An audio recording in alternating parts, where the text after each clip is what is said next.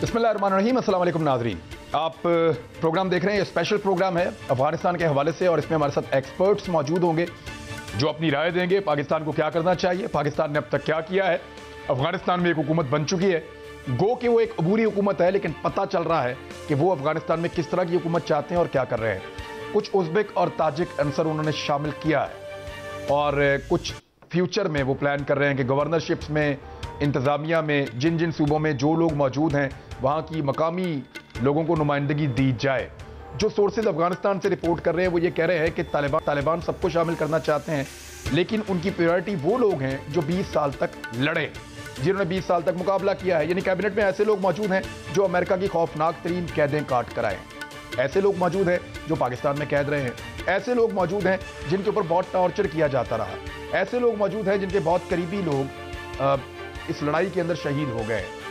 बड़े जंगजू टाइप के लोग भी हैं और बहुत ज़्यादा ऐसे लोग भी हैं जो मजहबी रुझानात के हैं। बहरहाल वहाँ पे एक हुकूमत बन गई है और इस हुकूमत को पाकिस्तान कैसे देखता है, दुनिया कैसे देखती है, दुनिया का रिएक्शन ग्रेजुअली आ रहा है, लेकिन ऐसा लगता है कि बहुत सारे मुल्कों ने पहले से तय कर रखा है कि जैसी भी हुकूमत बने अब इनके साथ काम करना है। जैसा कि रशिया है, चाइना है, ईरान ने कुछ थोड़े तहफ़्फ़ुज़ात बताए हैं, लेकिन Iran, Central Asia, Pakistan, Russia, China, तुर्की, दोहा, कतर, ये ऐसे मुल्क हैं कि जिनको ऐसा दिखाई देता है कि शायद ये इस धारे के अंदर चल पड़ेंगे और बाकी दुनिया को चलाने के लिए भी कोई ना कोई इंतज़ाम करेंगे। अब चाइना और रूस करे तो उनको तो फ़र्क नहीं पड़ता, ताकतवर मुल्क हैं, उनके पास बड़ा स्टेटस है, बड़ी इकॉनमीज़ हैं, माजी में सुपर पावर होने का एक मुल्क क्लेम करता रहा है, एक फ्यूचर का सुपर पावर होने का क्लेम करता है, तो ये बड़े मुल्क हैं, उनको फ़र्क नहीं पड़ता। लेकिन पाकिस्तान जैसे मुल्कों को बहुत सारे मुल्कों की नाराज़गी और बहुत सारे मुल्कों का जो है वो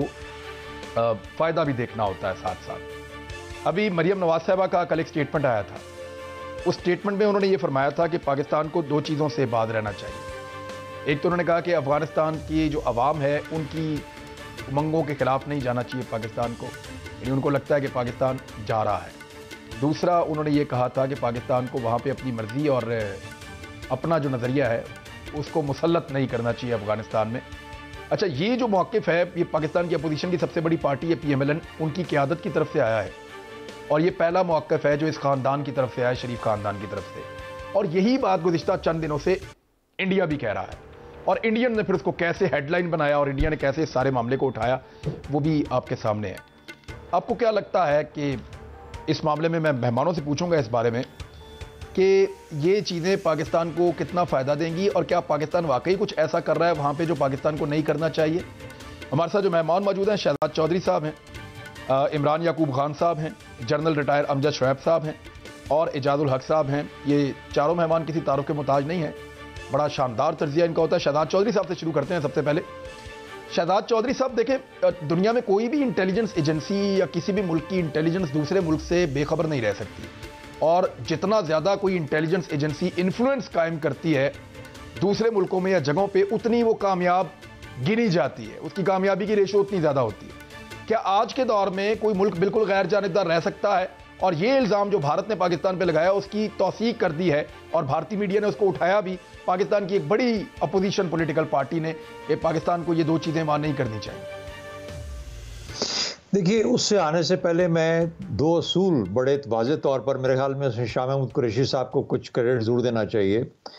पहला जो उनकी स्टेटमेंट है, और बारहा ये स्टेटमेंट उन्होंने दी है अपने पिछले चंद दिनों के अंदर, उन्होंने कहा है कि पाकिस्तान अफ़गानिस्तान का पड़ोसी है और उससे 2600 किलोमीटर की एक सरहद जो है वो शेयर करता है। तो आप लोगों के पास तो ये फ्लेक्सिबिलिटी है कि सामान उठाया और चले जाते हैं, हम यहाँ से कहीं जा नहीं सकते।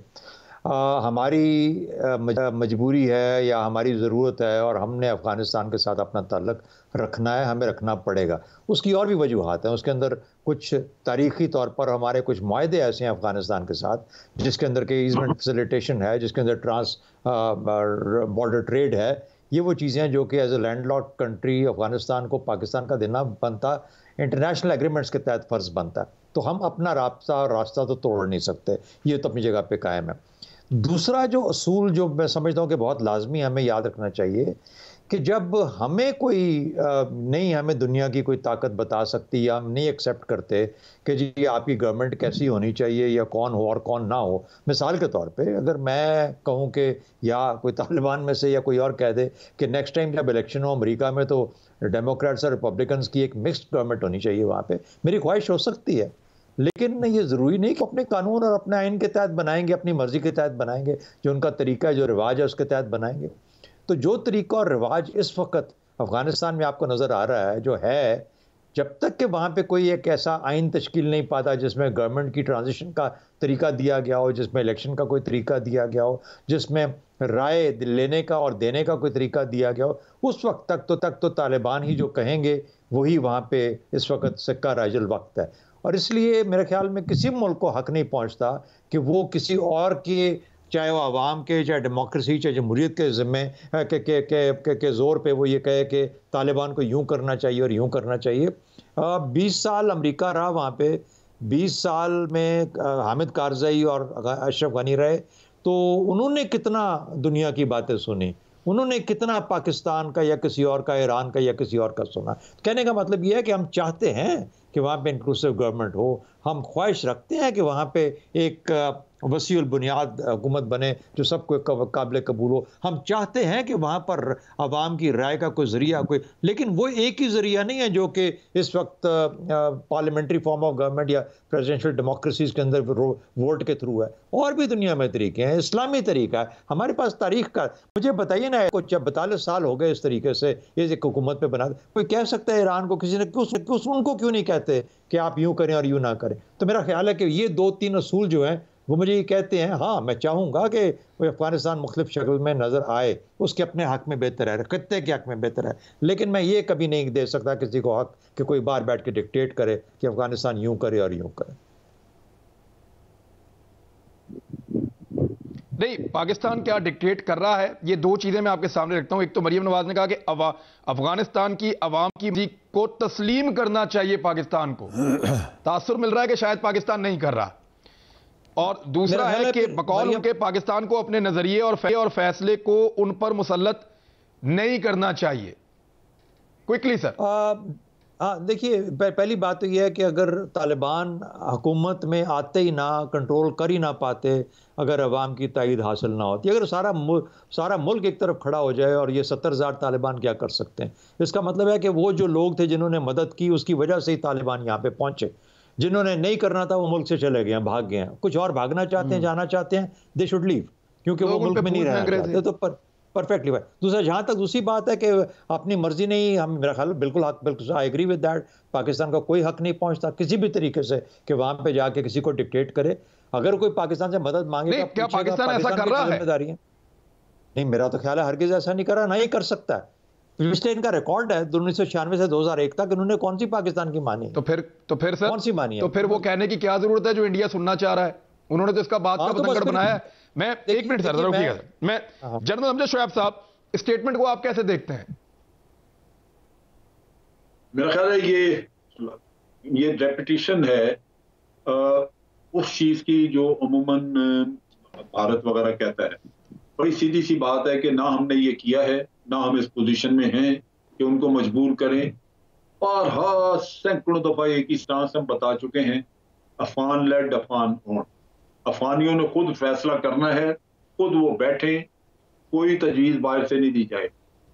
तो इसके बाद ये कहना जो है ये बिल्कुल बेकार, सवाए इसके कि आप किसी और की आवाज़ में या किसी और की बात कर रहे हैं, उसकी आवाज़ में बात कर रहे हैं, उसके अल्फाज में।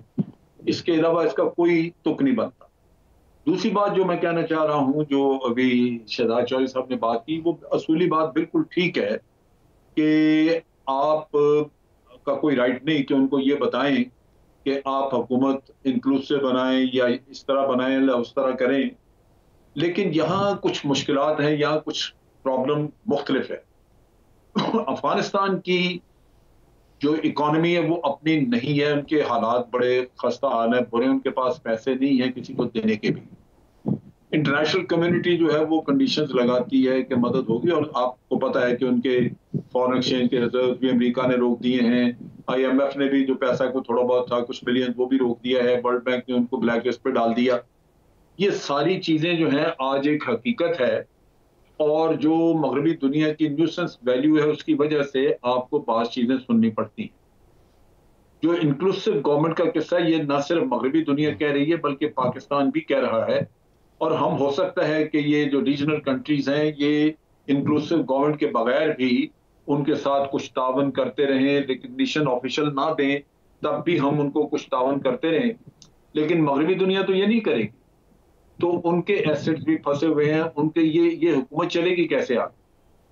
तो उनकी कुछ कंपल्शंस हैं। ईरान में उनका तेल वगैरह का किस्सा ऐसा है कि वो फिर भी गुजारा कर जाते हैं कि अपना तेल इधर उधर ब्लैक में हाई सीज में जाके तो वो अपने शिप खड़े कर देते हैं, वहां भेज देते हैं।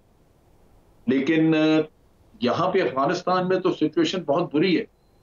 इनका तो बजट सारा मगरबी दुनिया उठाती थी, ये जर्मनी में तय हुआ था अपना इतना देगा अपना उतना देगा, और बॉन्ड कॉन्फ्रेंसेस में ये चीजें इनको करके तो ये चलाते रहे। अब हालात वहां पे है कि एक डिवास्टेटेड कंट्री है, तबाह हाल है, इंफ्रास्ट्रक्चर खस्ता हाल है, वो बहुत सारा तबाही हो चुका है और बिल्डिंगें वगैरह। तो ये सारा दोबारा से अगर रिवाइव करना है तो उनको उनके अपने रिजर्व भी चाहिए होंगे, उनको IMF वगैरह की भी शायद हेल्प चाहिए हो, वर्ल्ड बैंक की या और डोनर कंट्रीज को आगे आना होगा। इन हालात में उनको एक तो ये इंक्लूसिव गवर्नमेंट बनानी होगी। दूसरा जो बहुत बड़ा इशू है इनका वो ये है कि अगर पूरे मुल्क पे कोई रिट अपनी कायम करना चाहता है तो वो इस सोसाइटी में अफोर्ड नहीं कर सकता कि मुख्तलिफ जगहों पे छोटे मोटे पावर सेंटर बन जाएं और वो हुकूमत के खिलाफ कोई ना कोई स्ट्रगल जारी रखें। फिर उस सूरत में वहां से टेरर एक्टिविटीज जारी रहेंगी। टेररिज्म उन जगहों पे जहां पे रिट नहीं हो सकेगी आपकी, वहां से टेररिज्म दूसरे मुल्कों के खिलाफ होगा और फिर वो आपको शिकायत करेंगे कि जनाब आपने तो ये हमें अंडरटेकिंग दी थी, अब कर नहीं सके। जो रास्ता उन्होंने इख्तियार किया था कि सबको माफी सुलहनामा पिछला भूल जाएं आगे चलें, इस रास्ते में तो उनको इंक्लूसिव गवर्नमेंट बनानी पड़ेगी। अगर वो ये रास्ता इख्तियार ना करते और ताकत के बलबूते पे जो ज्यादा अपोजिशन कर रहे हैं या जो आंखें दिखा रहे हैं उनको एलिमिनेट कर देते और जिन्होंने बाहर तावन किया है उनको एलिमिनेट कर देते, इंडिया और अमेरिका की प्रॉक्सीज को एलिमिनेट कर देते, तो शायद ये हुकूमत चलती रहती इसी तरह ही अपने तालिबान की बनी हुई हुकूमत ही चलती रहती। लेकिन जब आप सबको जो कि आपसे इख्तलाफात भी कर रहे हैं आप उनको भी साथ रखना चाहते हैं तो फिर उनके मुंह बंद करने होंगे, वरना तो आपके यहाँ मुजाहरे भी होंगे, मगरबी दुनिया पैसा भी लगाएगी, वहां पे आपके खिलाफ हर तरह की एक्टिविटीज कराएगी। जो मुल्क वहां पे 20-20 साल बैठे रहे वो अपनी प्रॉक्सीज छोड़ के गए हैं, वो आपको प्लेट में रख के इस तरह तो नहीं दे देंगे कि जनाब ये दे लीजिए एक स्टेबल अफगानिस्तान और अमेरिका चला गया। सर बात यह है कि जमहूरियत तो जिस मुल्क में भी होगी उस मुल्क में अमेरिका जो चाहेगा करवा लेगा पैसे देकर। अगर तो जिस तरह की हुकूमत दुनिया चाह रही है वैसी अगर तालिबान बना लेते हैं तो फिर तालिबान के खिलाफ जब चाहें जैसा चाहें एहतजाज करवा लें, वो काबुल में कंधार में जहां भी चाहें जो चाहें। देखिए लेकिन ये है ना कि जो जिन को कोई हिस्सा मिल जाएगा वो सेटिस्फाइड होंगे, नहीं देंगे तो, क्योंकि यहाँ पे तो हमने ये देखा जो 20 साल इन्होंने सियासत की है अमरीकियों के ज़ेर साया, वो ये सोसाइटी बिल्कुल करप्ट हो चुकी है, ये अपने मफादात से आगे नहीं सोचते। तो सर सबको तो हिस्सा नहीं दे सकते ना, स्पॉयलर्स तो फिर भी मौजूद रहेंगे। चले एक चीज और है, एक चीज और मैं इजाजुल हक साहब से पूछूं। इजाजुल साहब ये यहाँ पे 4 बंदे हैं जो काबीना के अंदर शामिल हैं और वो चारों ग्वांतानामो पे जेल से रिहा होकर आए हैं, यानी इस तरह के लोगों को बाकायदा हुकूमत दी गई है। और जो सरबराह हैं हुकूमत के मुल्ला हसन अखूंद, उनका मुल्ला हसन अखवंद जो हैं वो खुद भी जो हैं वो अक़वाम मुत्तहिदा की टेररिस्ट की लिस्ट में है। तो अब्दुल हक वासिक ये चीफ हैं, खैरुल्लाह ख्वाह ये वज़ीर इत्तलाआत हैं और मुल्ला फजल मजलूम ये मावन वज़ीर दिफा हैं, मुल्ला नूरुल्लाह नूरी ये वज़ीर सरहद व कबायली उमूर हैं। ये चारों जो हैं ग्वांतानामो में कैद थे और ये अमरीकी फौजी को रिहा करने के बदले इनको 2014 में छुड़वाया गया था जब मुल्ला अख्तर मंसूर आ गए थे तालिबान के नए कमांडर के तौर पे। तो ये कैसे चलेगी हुकूमत सर? दुनिया के साथ ये लोग चल पाएंगे या दुनिया इनके साथ? बिस्मिल्लाहिर्रहमानिर्रहीम। देखें मैं ये समझता हूँ कि जो मैंने 33 रुकनी उनकी काबीना देखी है, हर शख्स की एक अपनी अपनी जद्दोजहद उसमें शामिल है। हर शख्स का एक अपना आर्ट क्राफ्ट चाहे वो नेगोशिएशंस में था, चाहे वो जिहाद में था, चाहे वो लड़ाई में था। अब ये जो हम बात कर रहे हैं जी कि वो लोग, मुल्ला ज़ईफ़ का क्या हुआ था, यहाँ से गए वो, डॉक्टर गैरत बहीर का क्या हुआ था, हमने उनको हवाले किया अमेरिका के। तो ये तो एक पास्ट हिस्ट्री होगी, हमने तो आगे देखना है कि अब क्या हो रहा है। बात यह है कि इंक्लूसिव के हम रट सुन रहे हैं। क्या आप पाकिस्तान में कह सकते हैं कि जनाब इमरान खान साहब आप नवाज शरीफ को भी शामिल करें, मरीम को भी शामिल करें, बिलावल भुट्टो को भी शामिल करें, तब आपकी हुकूमत को हम तस्लीम करेंगे, वरना हम नहीं तस्लीम करते। ये जमहूरियत के ज़रिए आए हैं, वो अपने ज़ोर बाजू पे आए हैं। और क्या अशरफ गनी की हुकूमत, क्या करज़ई की हुकूमत ऑल इंक्लूसिव थी? बिल्कुल नहीं थी ऑल इंक्लूसिव। यहाँ तो ये कम से कम हुआ है कि एक ताजिक को उठाकर उन्होंने अपना चीफ ऑफ आर्मी स्टाफ बना दिया, अपनी उनकी जद्दोजहद देखते हुए। तो अब डिफरेंट एक फिनोमिनन देख रहे हैं वहाँ, एक दूसरी किस्म के मैच्योर्ड, मैं समझता हूँ, तालिबान को आप देख रहे हैं। तो अमेरिका ने तो तस्लीम करने में टाइम लेना है, इसमें कोई शक की बात नहीं है। अभी तक उनको वो बुखार ही नहीं उतरा उनका कि यार हमारी इतनी पिटाई हो गई है, सारी दुनिया में हमारी बेइज्जती हो रही है। जो उनके अपने अखबारात आप उठा के देख लें, कोई मैगज़ीन उठा के देख लें, उसमें बता रहे हैं उसकी बाइडन की रेटिंग्स आप देख लें कितनी नीचे चली गई हैं। तो बात यह है कि इस वक्त रीजनल कोऑपरेशन की ज़रूरत है हमें। पाकिस्तान को, चाइना को, रशिया को, जो कि चाह रहे हैं ये लोग दुनिया के साथ चल पाएंगे सर, बड़ा सवाल ये है। देखें, अब वो बात सही है आपकी, ये आप पाकिस्तान पे प्रेशर ज़रूर है, इसमें कोई शक वाली बात नहीं। हम IMF के नीचे लगे हुए हैं, हम उसके बाद वर्ल्ड बैंक के नीचे लगे हुए हैं, हमारा FATF में हमारा अभी भी केस जो है वो ख़त्म नहीं हुआ वहाँ से, तो हम पे प्रेशर ज़रूर आएगा। लेकिन ये अब हमारी अब बैठ कर हमने देखना है कि हमारे मुफाद में क्या है। क्या तालिबान की हुकूमत को तस्लीम ना करना पाकिस्तान के मुफाद में? अच्छा, फिर ये जो बयान आप अभी बता रहे थे, जिनको ABC भी नहीं पता अफ़गानिस्तान की, जिन्होंने ना उनको अफ़गानिस्तान की हिस्ट्री पता है, और उनसे पूछ लें कि पहली दफ़ा बरतानिया कब गया था अफ़गानिस्तान में, या रूस कब आया था और रूस कब गया वापस, उनको ये भी नहीं पता होगा कि जहाद कैसे हुआ, कैसे शुरू हुआ। आज वो बयान दे रहे हैं जी कि आप अवाम की मर्ज़ी के बगैर कुछ ना करें और पाकिस्तान जो है वो डिक्टेट ना करे। 20 साल जिन्होंने जद्दोजहद की हो, वो हमसे आकर पूछेंगे कि भाई आप हमें बताएं हम किसको अपना वज़ीर आज़म बनाएं, किसको वज़ीर दफ़ा बनाएं, हम किसको कहाँ पे लगाएं। उनको इस चीज़ की ज़रूरत नहीं है। और अल्हम्दुलिल्लाह पाकिस्तान के साथ उनके जिस किस्म के ताल्लुकात हैं, वो आपने देख लिया कि पहले नुमाइंदा जो दुनिया भर से वहाँ पर गए वो हमारे DG/ISI थे। बड़ी तकलीफ़ हुई हिंदुस्तान को उससे, मुझे बड़ी खुशी हुई उस बात की। और ये इस दफ़ा जो फ़र्क इनमें आया है तालिबान में कि इन्हें दूर दराज के इलाकों में स्वाए पंशेर के, जहाँ से अमरुल्लाह साले और अहमद मसूद जो है वो वहाँ से चले गए ताजिकिस्तान या जहाँ पूरे अफगानिस्तान पे 40 साल बाद किसी की हुकूमत बनी है पूरे अफगानिस्तान पे। उनको कोशिश नहीं की थी, उनको शामिल करने की कोशिश नहीं की थी। ये सारा डिले इस वजह से हुआ था कि अमरुल्लाह साले, अहमद मसूद जो है वो हुकूमत के अंदर आए। लेकिन आप state with in a state अगर बनाने की कोशिश करेंगे तो बड़ी अक्लमंदी की है तालिबान ने कि इस चीज़ की इजाज़त नहीं दी कि आप वहाँ पे अपना स्टेट रखेंगे, जिसको मिले जिसको ना मिले, फ़ौज अपनी रखें। तो कल को जब उनको ज़रा सी और पुष्टपनाही मिलती बाहर के मुल्कों की तो उन्होंने फिर आपस में झगड़ा शुरू कर देना था। अब आप आगे चल कर देखेंगे कि एक पुरअमन अफगानिस्तान आपके सामने आएगा। ये मेरा अपना तज्जिया, ये एक एक्सपीरियंस के साथ मैं बात कर रहा हूँ आपके साथ। जी, इमरान याकूब खान साहब, इसका पॉलिटिकल एंक के PMLN क्या इससे बेहतर कोई स्टेटमेंट नहीं दे सकती थी?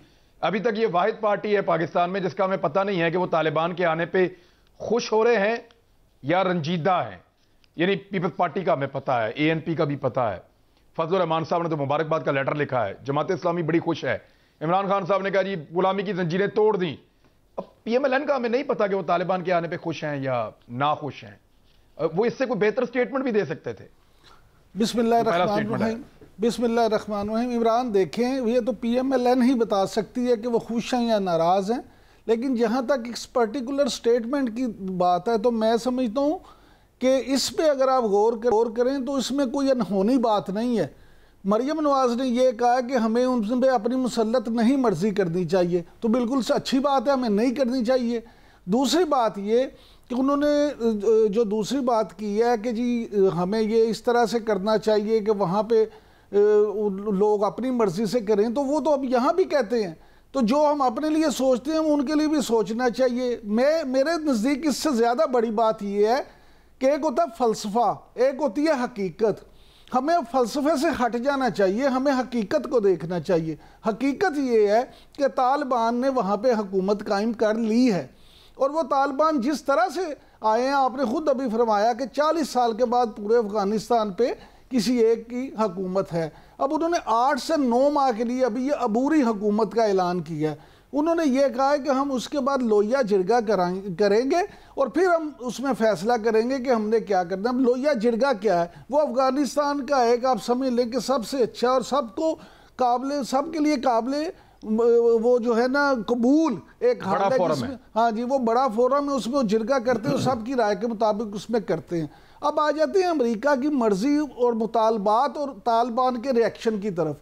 अमेरिका की कुछ बातें तालिबान ने मान ली हैं वेस्ट की, और कुछ नहीं मानी। ये जो ताजिक, उज़्बेक और ये चीज़ें हैं, ये उसी तनाजुर में अगर आप देखें तो उन्होंने ये साबित कर दिया इनको शामिल करके कि जनाब हम तो सबको साथ लेके चलना चाहते हैं, और अहमद मसूद और अमर साले के लिए भी हमने इतनी कोशिश की है, हमारी तरफ से कोई रुकावट नहीं है, वो नहीं माने। पहली बात। दूसरी बात, अब आ जाते हैं तस्लीम करने की तरफ, और उससे पहले कि कौन सी नहीं मानी। अब देखिए, अभी अमेरिका और वेस्ट ये इंतज़ार करेगा कि ख़वातीन को नुमाइंदगी नहीं मिली, क्या ख़वातीन के हवाले से वो क्या फ़ैसला करते हैं, उस पर उन्होंने क्या कहा। हालांकि तालिबान वाज़े तौर पे कह चुके हैं कि हम ख़वातीन के हवाले से भी उनको काम की भी इजाज़त होगी, पर्दे की भी इजाज़त होगी, लेकिन उन्हें पर्दे का एहतमाम करना पड़ेगा। अब आ जाते हैं दूसरी तरफ, आप देखें तस्लीम करने की अगर बात, रूस इस मामले में अगर आप देखें तो वो खामोशी के साथ उनके साथ लगा हुआ है, लेकिन अभी उसने उस तरह से रिएक्शन नहीं किया। चीन इस दफ़ा बहुत खुल के सामने आया, और चीन ने खुल के उनका साथ दिया है और दे रहा है, और उनके साथ वो मामला जो हैं बिजनेस के उनको भी देख रहा है।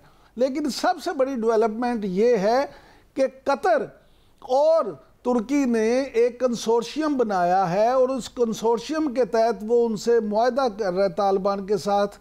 कुछ इतलात हैं कि ये मुआहदा हो गया है कि वो एयरपोर्ट और दूसरी चीज़ें जिस पे वो करेंगे, लेकिन जो एक शिक्का के तालिबान वो बल्कि उसको डेवलप कर भी रहे हैं, लेकिन तालिबान की तरफ से ये इमरान साहब मुतालबा है कि हम ये एग्रीमेंट उस वक्त मानेंगे, आपके साथ मुआहदे पे साइन उस वक्त करेंगे जब आप हमें तस्लीम कर लेंगे।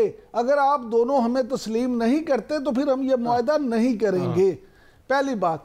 दूसरी बात यह कि आपको याद होगा, मुआहदा दो उन फरीकों के दरमियान होता है जो एक दूसरे को तस्लीम करते हैं। एग्जैक्टली, ये बात ठीक है, उसूली भी है, ऐसे ही है। अब तीसरी बात की तरफ आ जाते हैं। आपको याद होगा सबसे पहले पिछली दफा तालिबान की हुकूमत को किसने तस्लीम किया था? पाकिस्तान, सऊदी अरब और मुत्तहिदा अरब इमारात। अब अनफॉर्चुनेटली मुत्तहिदा अरब इमारात और सऊदी अरब तो अमेरिका के इशारे के मुंतज़िर हैं। वो तो देखेंगे कि अमेरिका बहादुर क्या कहता है, हम उसकी तरफ देखें। रह गया पाकिस्तान।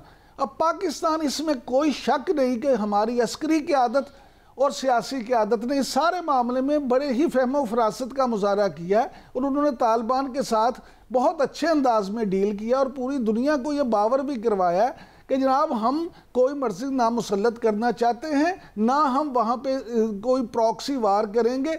लेकिन जो DGISI हमारे वहाँ पे लेफ्टिनेंट जनरल गए हैं, उन्होंने जाके जिस अंदाज में वहाँ मीटिंग्स की हैं और जो उसके बातें सामने आई हैं, वो आप देखें, उससे इंडिया में तो कोहराम मचा है, लेकिन पूरी दुनिया को एक मैसेज भी गया है कि पाकिस्तान उनके साथ खड़ा है। अब पाकिस्तान कि अगर हम तस्लीम करने की बात करें तो पाकिस्तान को चाहिए, मैं समझता हूँ ज़ाती तौर पे, कि पाकिस्तान को उन्हें तस्लीम करना चाहिए, क्योंकि अगर पाकिस्तान उन्हें दरमियान बवर में फेंकता है तो फिर पाकिस्तान सबसे ज़्यादा सफ़र करेगा। अगर वहाँ बदअमनी होती है तो सबसे ज़्यादा महाजरीन का रेला भी पाकिस्तान में आएगा। अगर वहाँ कुछ होता है तो सबसे ज़्यादा दहशतगर्दी के वाक़यात यहाँ पाकिस्तान में होंगे। इसलिए पाकिस्तान तो बराह रास्त, जब आपने खुद कहा कि 2600 किलोमीटर की एक उनके साथ हमारी सरहद ट्रैवल करती है, तो आप उनसे जितनी मर्जी बाढ़ लगा लें, जितना मर्जी रोकने की कोशिश कर लें, आपके लिए इन मामलात को संभालना खासा मुश्किल हो जाएगा। इसलिए पाकिस्तान को सिर्फ वेस्ट की तरफ नहीं देखना चाहिए, पूरी दुनिया जिस तरह अपने मामला अपने मफाद के तनाजुर में देखती है, पाकिस्तान को भी ये सरासर अपने मफाद के तनाजुर में देखना चाहिए कि पाकिस्तान का मफाद किस में है। बाकी जनरल साहब जिस तरह से फरमा रहे थे कि ईरान में देखिए इतने साल से उनकी हुकूमत चल रही है, तो वहाँ तो किसी को कोई इतराज़ नहीं है। तो इस दफ़ा तालिबान ने एग्जैक्टली मैं एक और चीज़ है इमरान याकूब साहब, ये एक राउंड इसके ऊपर हम सबसे बात करते हैं कि क्या वाकई में ये एक गेम चेंजर होगा तो कैसे होगा, वेस्ट अपने आप को कैसे होल्ड कर पाएगा। कुछ आर्टिकल्स ऐसे छप रहे हैं जिसमें कहा जा रहा है कि अमेरिका का जो दुनिया में थानेदारी का एक कॉन्सेप्ट था, जो बाइडेन उसको खा गए हैं। अमेरिका अब थानेदारी के तरीके से दुनिया को चलाने की कोशिश नहीं करेगा, वो कुछ इकोनॉमिक और दीगर एक्टिविटीज के जरिए से कंट्रोल करने की कोशिश करेगा। तो क्या इन्फ्लुएंस वैसा ही रहेगा? एक ब्रेक, उसके बाद बात करते हैं, हमारे साथ रहिएगा।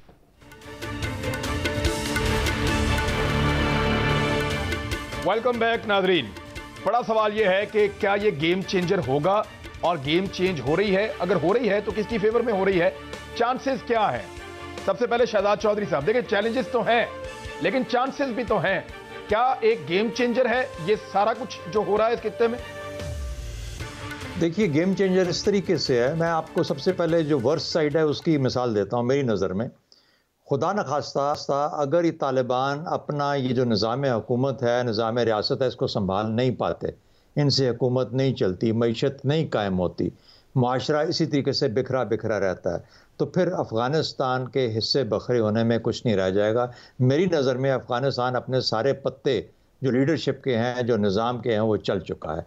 अगर मामला वहाँ तक पहुँचता है तो फिर सिर्फ ये मामला अफ़गानिस्तान की हद तक नहीं है, फिर पड़ोसी ममालिक इसके अंदर कुछ ना कुछ हिस्सा बन जाएंगे और ये पाकिस्तान के लिए खुसूसी तौर पर बहुत ख़तरनाक बात होगी अगर अफ़गानिस्तान की फ्रेगमेंटेशन होती है। ये बाल्कनाइजेशन जो है वो जब एक हिस्से में होती है तो फिर सिर्फ एक हिस्से को नहीं बाकियों को भी खा जाती है। एक तो ये बहुत ख़तरनाक और वर्स्ट स्टेट है। इसलिए तालिबान का और अफ़गानिस्तान का रियासत के तौर पे और एक निज़ाम के तौर पे कायम रहना या चलना, चाहे वो धीरे धीरे चलें, बहुत लाजमी है हमारा। अच्छा, इसको मुकम्मल, अब आपका एक सवाल था और मैं उसके रेफरेंस से आपको वेस्ट की बात करूंगा। आपने कहा क्या दुनिया के साथ ये चल पाएंगे या नहीं? सवाल ये है कि तालिबान की दुनिया इस वक्त कहाँ पे, उनके ख्यालों में तो सारी दुनिया ही उनकी दुनिया है, लेकिन जहाँ पर अमेरिका और वेस्ट अपने हाथ में ये पत्ते लेके बैठा हुआ है कि 9.5 बिलियन डॉलर मैं तब रिलीज़ करूंगा अगर तुम यूं करोगे, अगर तुम औरतों को जीन्स पहनने की इजाज़त दोगे, अगर वो वहाँ पे ये कर, यानी फिर एक अनएंडिंग सिलसिला है उनकी डिमांड्स का। मुझे ये बताइए कि ये कहाँ पे लिखा है कि लिबरल माइंड जो है वो सिर्फ इन कपड़ों में मलबूस हो तो वो लिबरल होता? तो कहने का मतलब ये है कि ये जो वेस्ट है ये अफ़गानिस्तान के साथ खेलेगा, ये खिलवाड़ करेगा, क्योंकि उनका इस वक्त वहाँ पर कोई इंटरेस्ट नहीं है, वो फ्रिंज पे चले गए हैं। जो मेन खिलाड़ी बीच में आ गए हैं वो दूसरे हैं। बीच में आना चाहता है चीन, बीच में आना चाहता है ईरान, इसके बदले में ईस्ट उनको कितनी सपोर्ट कर पाएगा? क्या अफगानिस्तान का बोझ उठा सकते हैं मिलकर? इसलिए फायदे के बदले में रशिया, चाइना, यही तीन सेट्स ऑफ एक्सेप्टेंस और एक्नॉलेजमेंट है, तीन सेट ऑफ कंट्रीज हैं जो बहुत क्रिटिकल हैं इस वक्त अफगानिस्तान के लिए। उसके पड़ोसी ममालिक जिनको सबसे पहले अफगानिस्तान की हुकूमत को एक्सेप्ट करना चाहिए, इकट्ठे करें, ईरान, पाकिस्तान, चीन, ये वो 5-6 मुल्क मिलके। उसके बाद तुर्की, रूस और कतर जिनके सफारत खाने मौजूद हैं, ये उनकी जिम्मेदारी आती है, और फिर लार्जर इस्लामिक वर्ल्ड। अच्छा, अब सवाल ये पैदा होता है पैसे कहाँ से लाएंगे? अच्छा, पैसे लाने के लिए एससीओ ने अपना एक फंड बनाया हुआ, डेवलपमेंट फंड के नाम से। ये बिल्कुल $100 बिलियन का फंड है जो कि सिर्फ एससीओ का है। अच्छा, इस किस्म की चीज़ें, और फिर एक इस्लामिक फंड है, इस्लामिक बैंक है। अच्छा, उसके अंदर बेशक शेयर्स हैं लेकिन ये इस्लामिक ममालिक के कंट्रोल में है। ये वो मुल्क हैं जो कि मिल मिला के रियलाइजिंग कि कितना क्रिटिकल है अफगानिस्तान की इंटेग्रिटी, उसकी स्टेबिलिटी, उसकी सस्टेनेबिलिटी। जब आपको ये पता है तो पाकिस्तान का एक बहुत बड़ा रोल है जो कि डिप्लोमेटिक लेवल के ऊपर है कि सबसे पहले जो पड़ोसी ममालिक, फिर चीन, रूस को साथ में ला के, फिर तुर्की के साथ में ला के, जिस तरह तुर्की ने आगे बढ़ के जिम्मेदारी उठा ली एयरपोर्ट की, किसी और ने कुछ कर लिया, हमें, और हम यहाँ से बैठ के रोटी पानी पहले भी उनका अफगानियों का यहीं से जाता है पाकिस्तान से, मान लेना चाहिए इस बात को। तो इसलिए हमें शायद ये वजन उठाना पड़ेगा। सिमिलरली हमें सऊदी अरेबिया, यूएई को, कतर को, कुवैत को और इन सबको तैयार करना पड़ेगा कि भाई उठो, ये वक्त है, वरना हम सब के सब बिखर जाएंगे, हम सब के सब खत्म हो जाएंगे और वेस्ट वहां बैठा तमाशा देखता रहेगा। मैं आपको बता रहा हूं वेस्ट इस वक्त रिंग साइड सीट लेके सिर्फ तमाशा देखने के मूड में, इसलिए अपना रेफरेंस और अफगानिस्तान का रेफरेंस, तालिबान की हुकूमत का रेफरेंस वेस्ट की नज़र से मत देखें। अगर आप वेस्ट की नज़र से देखोगे तो बहुत बड़ी गलती करोगे। इसका ये मतलब नहीं है कि पाकिस्तान छलांग मार के उनको तो उनकी डिमांड तो पूरी नहीं की जा सकती, फिर उनसे उम्मीद भी ना रखी जाए। बिल्कुल नहीं हो सकती, और कोई पता नहीं उसके बाद किया जाए, कुछ और किया जाए। जी जी एब्सोल्युटली। और क्या डिमांड आ जाएगी, उससे अगली डिमांड क्या आ जाएगी, हमें ये नहीं पता। शिफ्टिंग गोल पोस्ट्स है। मेरे ख्याल में we have to be very careful, अपने पड़ोसी ममालिक को साथ लेके चलें, ये बहुत इंपॉर्टेंट है। ठीक है जी। जनरल साहब, जनरल अमजद शोएब साहब, अपॉर्चुनिटीज क्या हो सकती हैं? देखिए, अपॉर्चुनिटीज तो बहुत हैं, और वही एक चीज है जिसकी वजह से जो हमसाया मुल्क हैं, जो खित्ते के मुल्क हैं, वो इंटरेस्टेड हैं, क्योंकि ये उन्हीं के लिए ज्यादा अपॉर्चुनिटीज हैं। हमारा सीपैक भी एक्सटेंशन वो सेंट्रल एशिया, वरना तो ये सीपैक सिर्फ एक चाइना के लिए सड़क रह जाएगी, लेकिन अगर ये एक्सटेंड होता उधर तो रशिया और सेंट्रल एशियन स्टेट्स अगर इस्तेमाल करें तो आपके यहाँ ट्रेड बढ़ सकती है, इन्वेस्टमेंट बढ़ सकती है, आपको राहदारी के पैसे मिल सकते हैं। तो वो तो हमारे लिए तो अपॉर्चुनिटीज हैं, और यही सिमिलरली चाइना के लिए भी एक कनेक्शन उनको अगर उधर अफगानिस्तान इस्तेमाल करके वो मिलता है तो आप देख लीजिए कि उनको ईरान तक एक्सेस जो है वो डायरेक्ट हो जाती है वहां से। फिर यह है कि ये एक एनर्जी कॉरिडोर के तौर पे देखा जाता था, अगर सेंट्रल एशियन कंट्रीज से हम एनर्जी ले सकते हैं, जिसके बारे में प्लान्स मौजूद हैं, और इवन रेलवे लाइन की प्लान है कि आप उनको कनेक्ट करेंगे ताकि गुड्स मूवमेंट में आसानी रहे, तो आपके लिए ये भी बड़ी अच्छी अपॉर्चुनिटीज हैं। तो अफगानिस्तान ने बहुत सारी अपॉर्चुनिटीज हैं जिनको रोक के रखा हुआ था उसकी इंस्टेबिलिटी ने। अब अगर वहां स्टेबिलिटी आती है तो फिर लाजमी बात है कि आपको ये सारी अपॉर्चुनिटीज अवेलेबल होंगी, लेकिन स्टेबिलिटी में वही है। मैं इनफैक्ट जो अभी जो चौधरी साहब बात कर रहे थे वो बिल्कुल दुरुस्त है कि ये है तो बड़ा एक इस वक्त एक हालात ऐसे हैं कि मेक और ब्रेक वाला किस्सा है, लेकिन असल चीज ये है कि जो 20 साल वहां रह के गए हैं, क्या वो स्टेबिलिटी होने देंगे? वो उनके जो भी उनके वहां पे उनके प्रॉक्सीज मौजूद हैं, लेकिन बहुत बेशुमार लोग बाहर चले गए हैं जो बाहर से ऑपरेट करेंगे, उनके लिंकेजेस मौजूद होंगे। मेरा अपना फियर है पर्सनल कि ये स्टेबिलिटी वाला किस्सा जो है ये किसी न किसी शक्ल में इंस्टेबिलिटी को इंजेक्ट करेंगे। इसमें रीजनल कंट्रीज का कंसेंसस कि किस तरह वो इंस्टेबिलिटी को कंट्रोल करेंगे, किस तरह हेल्प करेंगे तालिबान हुकूमत की, तो वो बड़ा अहम है कि यहाँ पे कोई रीजनल कंसेंसस ऐसा हो कि इंस्टेबिलिटी को बढ़ने ना दिया जाए। वरना तो यहाँ पे, क्योंकि इंस्टेबिलिटी के लिए ये भी एक चीज रही है बड़ी कारआमद कि कोई ना कोई हमसाया मुल्कों में से एक कंड्यूट बनता रहे जो इस चीज को हवा देता रहे। तो हमारे हमसाया मुल्कों पे अगर चेक होगा तो काफी हद तक आप ये चीजें कंट्रोल कर सकेंगे। आप जब देखिए कि वहां से भाग के जो अहमद मसूद है या अहमद शाह मसूद का बेटा या वो अमरुल्लाह साले वगैरह इस तरह के लोग, वो अगर सेंट्रल एशियन स्टेट में किसी में जाके पनाह ले सकते हैं तो इसका मतलब है कि एथनिसिटी की बुनियाद पे भी कहीं सिंपथीज मौजूद हैं। तो जो बाहर बैठ के वहां पे अमरुल्लाह साले वो अमन से तो नहीं जाके बैठा रहेगा वहां पे। इंटेलिजेंस का चीफ रहा है, उसके पास लाजमन बहुत सारे उसके यहाँ पे उसके एजेंट्स होंगे, लोग होंगे जो कि उसके साथ कोऑपरेट करेंगे क्लैंडस्टाइन तरीके से। तो इस तरह के मेरा अपना ख्याल है कि चैलेंजेस अभी बड़े काफी।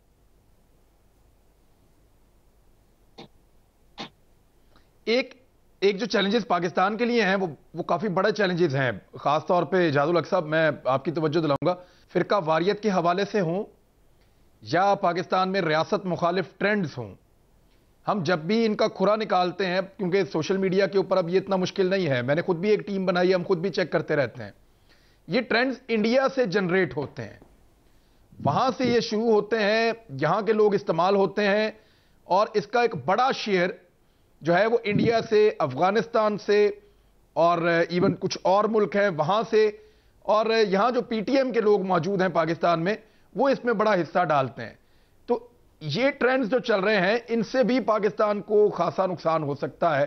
पाकिस्तान में फिरका वारियत की कोशिश, रियासत मुखालिफ जज्बात भड़काने की कोशिश, और ऐसे माहौल में जब पॉलिटिकल पार्टीज को एस्टेब्लिशमेंट से शिकवे भी हैं। देखिए, आपकी बात बिल्कुल ठीक है, लेकिन मेरी राय थोड़ी सी मुख्तलिफ है इससे। जो अभी तक बात हुई है, मैं सिर्फ उसमें ये कहूँगा कि अमेरिका या वेस्ट इग्नोर बिल्कुल नहीं करेगा अफ़गानिस्तान को। देखें दूसरी तरफ क्या अपॉर्चुनिटी है, दूसरी तरफ है चाइना, रशिया और रीजनल जो जो क़ुव्वतें हैं। तो अगर इनको आप देखें तो आप अमेरिका ये कभी अपॉर्चुनिटी नहीं जाने देगा, क्योंकि एक ऐसी स्ट्रेटिजिक पोजीशन है पाकिस्तान की भी और अफ़गानिस्तान की भी कि it is a gateway to central Asia. और फिर ये जो CPEC है, ये आगे रशिया के साथ कनेक्टिविटी हो जाएगी, तो ये अमेरिका किस तरह अफोर्ड करेगा कि इस रीजन से बिल्कुल ही फारिग हो जाएं वो। तो ये कुछ अरसे के लिए देखेंगे। मेरा नहीं ख्याल कि ये इतनी ज़्यादा वहाँ पर कोई कोशिश करेंगे कि वहाँ पे इंस्टेबिलिटी हो। दूसरी वजह उसकी ये है कि उनको मालूम है कि माजी में हालांकि अफ़गानिस्तान से कुछ नहीं हुआ, लेकिन 9/11 तो हुआ था, उसमें वो लोग मुलव्वस नहीं थे, लेकिन ब्लेम लगा उसामा बिन लादेन पे, और फिर वहाँ पर तोड़ा बोरा हुआ, सब कुछ हुआ। तो क्या आप दोबारा चाहेंगे कि वहाँ पर इतना उनको दीवार से लगा दिया जाए कि वो रिएक्ट करें फिर इस पर, और फिर जब वो रिएक्शन होता है तो बड़ा ख़राब होता है। हालांकि तालिबान नहीं चाह रहे इस वक्त कि किसी किस्म की, मतलब हर किस्म की तो बात वो मान रहे हैं। बच्चियों का स्कूल शुरू हो चुका है, आपने देखी होंगी वो तस्वीरें, लड़कियां स्कूल में जा रही हैं पढ़ने के लिए, टीचर्स पढ़ा रही हैं, लेडी डॉक्टर्स जो हैं वो हॉस्पिटल्स में लिमिट से आगे तो नहीं जा पाएंगे ना।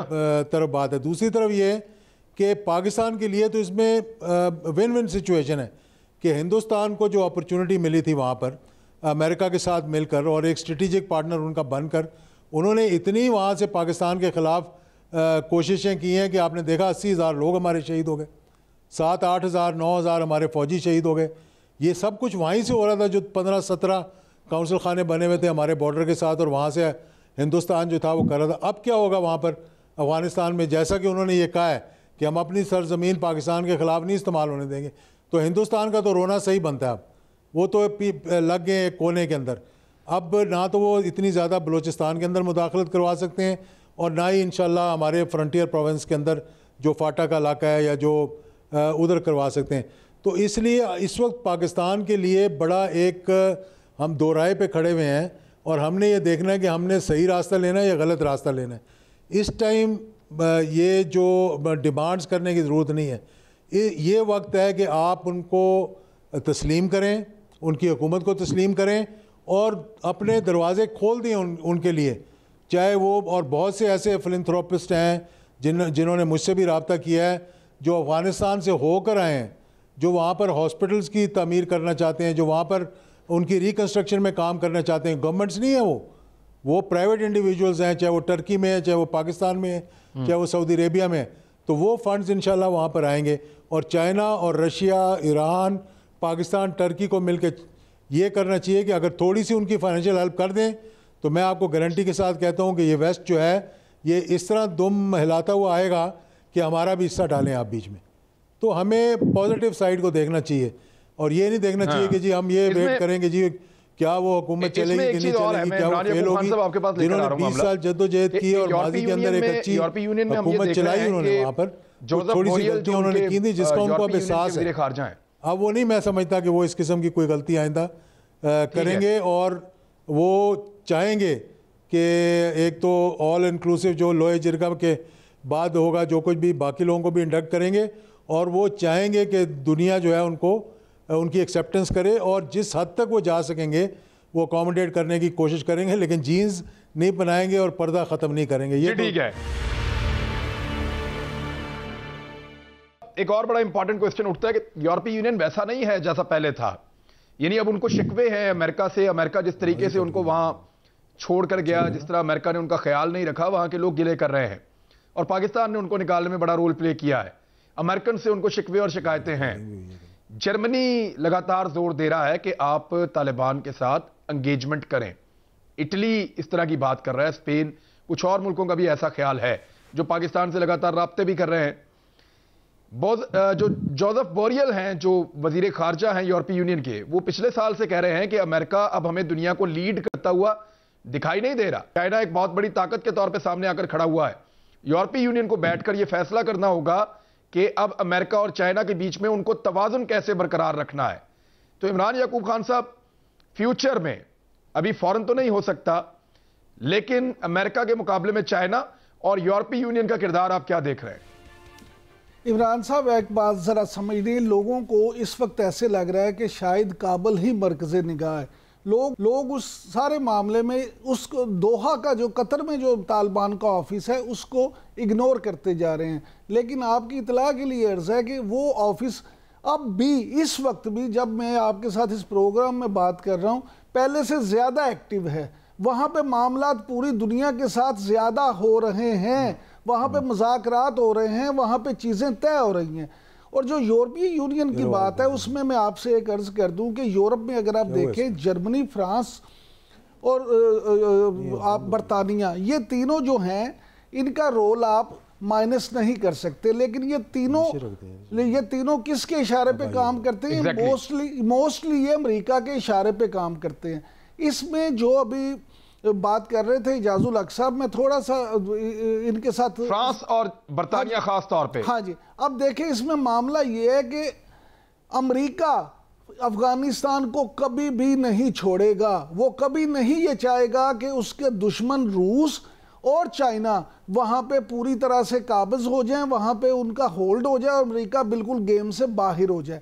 अमेरिका जर्मनी के ज़रिए से, यूके के ज़रिए से, फ्रांस के ज़रिए से अब यहाँ पे वापस आएगा, और वापस आएगा इन्वेस्टमेंट के ज़रिए। अमेरिका अब अपना वो रोल प्ले करेगा। आप देखें चीन के साथ तालिबान का जो सिर्फ एक मुआहदा हुआ कि वो बदख्शां से जो ट्रेन चलाएंगे, और जो वहाँ पे आप देखें कि जो मादनी ज़खायर हैं पूरी दुनिया की, उस पर नज़र है। वेस्ट जो है वो वहाँ से पैसा भी कमाना चाहेगा वहाँ, और वहाँ पे नेक नामी भी कमाना चाहेगा, और वहाँ पे बिल्कुल वो ये नहीं चाहेगा कि एक तरफ बिल्कुल उनको छोड़ के तो हो जाए। ये सियासत इस वक्त पूरी दुनिया में जो सियासत है वो अपने मफाद की सियासत है। अमेरिका का अपना मफाद इसमें है कि वो बिल्कुल यहाँ से ला ताल्लुक ना हो। लिहाजा वो अभी ये तो ज़रूर शो करेगा कि जैसे वो बड़ा अपने उसमें है, तकब्बुर भी शो करेगा और अपना वो भी करेगा कि जनाब हम तो बदमाश हैं पूरी दुनिया के, तो हम ऐसे कैसे, क्योंकि उसने अपनी सुबकी भी किसी तरह से मिटानी है। लेकिन क्या करें कि तारीख जो है वो बड़ी जालिम शय है, इसमें किसी को माफ़ी उस तरह से मिलती ही नहीं। अमेरिका को जहाँ पे जो मार पड़ी है वो जो मर्जी करते रहे, वो मार ये बुला नहीं सकते। और तालिबान ने ये साबित कर दिया है कि इस दफ़ा बग़ैर किसी तशद्दुद के, बग़ैर किसी लड़ाई के, वो उन्होंने पूरे अफ़गानिस्तान पे ये जो अपना होल्ड कायम किया है, तो उन्होंने ये साबित किया है कि वहाँ पे अफ़गानिस्तान में लोग उनके साथ हैं। अब वो जीन्स पहनाते हैं या शरई पर्दा कराते हैं, ये एक अलग बात है। लेकिन मैं समझता हूँ कि तालिबान भी इस दफ़ा लीनियंट ही रहेंगे और मामलात अफ़गानिस्तान में बेहतरी की तरफ जाएंगे। शहजाद चौधरी साहब, एक बड़ा अजीब क्वेश्चन है, लेकिन लोगों के दिमाग में ये सवाल आता है, आप तज्जियाकार हैं, शायद आप रोशनी डालें, सबसे पहले कौन तस्लीम करेगा इस दफ़ा तालिबान की हुकूमत को? बड़ा अच्छा सवाल है। मेरी नज़र में पाकिस्तान और तुर्कमानिस्तान और शायद ईरान भी, और मैं उम्मीद रखूंगा कि चाइना भी। मेरे ख्याल में बगैर चाइना के पाकिस्तान आगे नहीं जाएगा। साथ काम करता रहेगा, मिल के चलेगा, लेकिन जो रिकग्निशन है वो चाइना के साथ, चाइना की कंपनी में होगी, उसके बगैर नहीं होगी।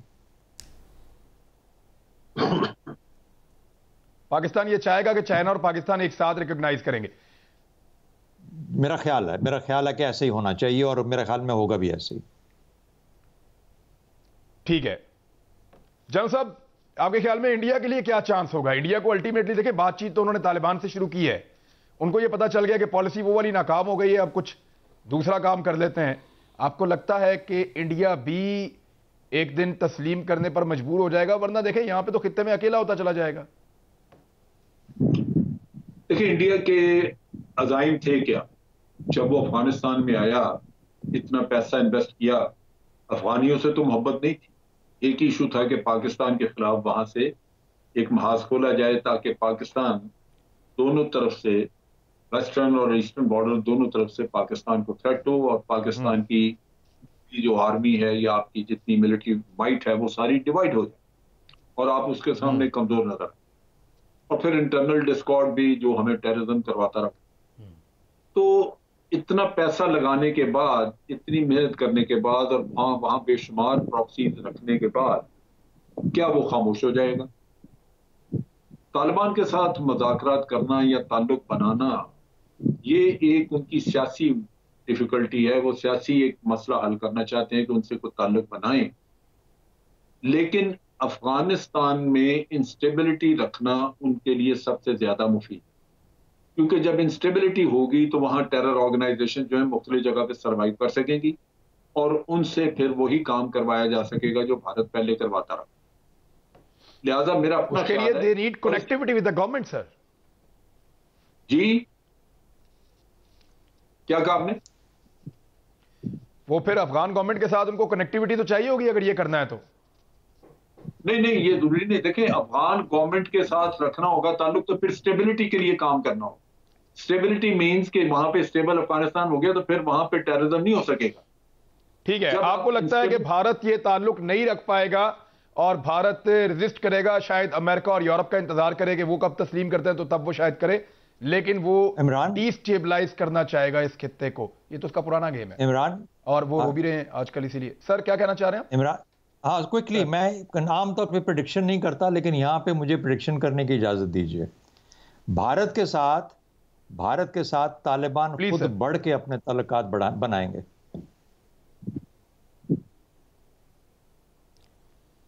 इस पे थोड़ा सा अगर मैं भी इनपुट दे दूं अपनी। खुशगवार है सर, ये बात आपकी बड़ी मजेदार है। मैं इसके ऊपर आपसे प्रोग्राम करूंगा नेक्स्ट वीक इंशाल्लाह। इस पे हम बात करेंगे, डिटेल में बात करेंगे। तमाम मेहमानों से माफी कर रहा हूं मैं कि वक्त खत्म हो गया हमारे पास अनफॉर्चुनेटली, लेकिन दोबारा यहीं से बात शुरू करेंगे नेक्स्ट वीक में। अपना ख्याल रखिएगा, अल्लाह हाफिज़।